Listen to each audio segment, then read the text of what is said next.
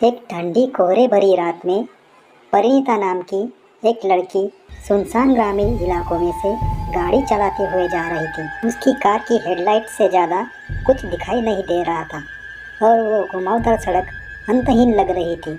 वह कोई फ़ोन का भी सिग्नल नहीं था। तभी इंजन अचानक खराब हो गया और बंद हो गया। अपनी किस्मत को कोसते हुए परिणीता कार से बाहर निकली और एक संकरे रास्ते के अंत में एक पुराने ढहते हुए घर को देखा। मदद के लिए बेचैन होकर वह उसकी ओर चली। उसके चारों ओर भूतिया की तरह घूम रही थी। जब उसने दरवाज़ा खटखटाया तो घर में सन्नाटा था। वह चरमरा कर खुला, जिसमें एक मंद रोशनी वाला दालान दिखाई दे रहा था। नमस्ते, उसने पुकारा, परंतु कोई उत्तर न मिला। अंदर की हवा बसी सड़न की गंध से भारी थी। वह थोड़ी सी झिझकी, लेकिन कोई और जगह न होने के कारण वह अंदर चली गई। जैसे ही वह घर में आगे बढ़ी, उसने देखा कि दीवारें पुराने चित्रों से सजी हुई थी।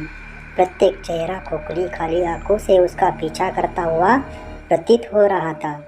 वह काँप उठी और अपनी गति तेज कर दी। फिर उसने यह सुना, एक हल्की सी फुसफुसाहट जो सुनने में लगभग बहुत धीमी थी, ऊपर से आ रही थी शायद।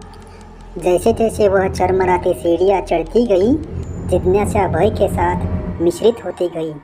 हर कदम के साथ फुसफुसाहट तेज होती गई। सबसे ऊपर उसे दरवाज़ा थोड़ा खुला हुआ एक कमरा मिला। उसे धक्का देकर खोलने पर दीवार पर एक धूल भरा दर्पण देखा।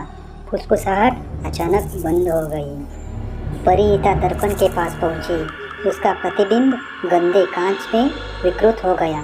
अचानक प्रतिबिंब मुस्कुराया, हालांकि वह मुस्कुराई नहीं थी। जैसे ही प्रतिबिंब का हाथ दर्पण से बाहर आया, उसे अंदर खींचने की कोशिश करने लगा।